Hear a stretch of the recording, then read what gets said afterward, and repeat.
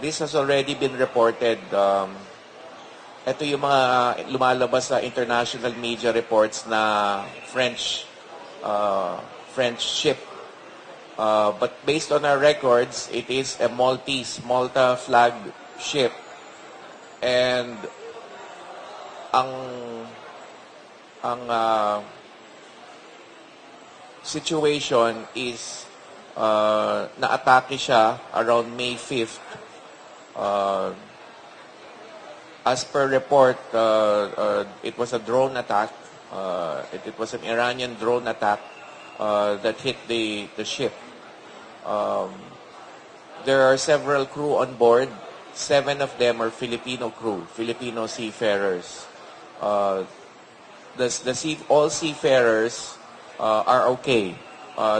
They are alive. They survived the attack. However, they suffered injuries one way or another. More specifically, they're all in hospital. Undisclosed ang location ng hospital. Di natin sasabihin kung saan ito. But they are in a hospital and being treated. And merong 4 sa kanila with relatively minor injuries at 3 in more serious condition na minomonitor din natin ngayon. Okay?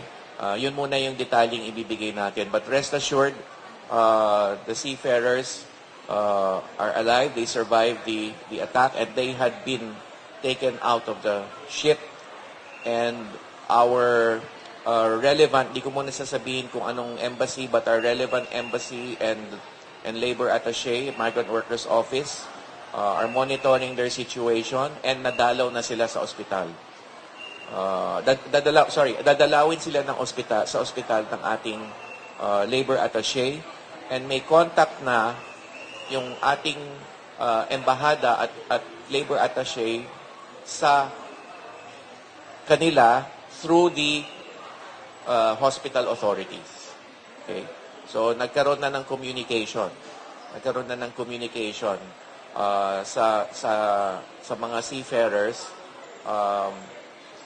through the auspices of the hospital authority, with the permission, of course, of the hospital authorities. And then, pupuntahan pa sila. Okay? Klaro ba yun? Klaro ba? Medyo magulo ng konti yung pagkasabi ko sa una. So, nasa ospital sila, yung 7, they survived the attack. They're currently all being treated, 4 relatively minor, 3 serious. Nakapag-communicate na ang ating labor attaché at embahada sa kanila through the hospital authorities at pupuntahan pa sila. Okay?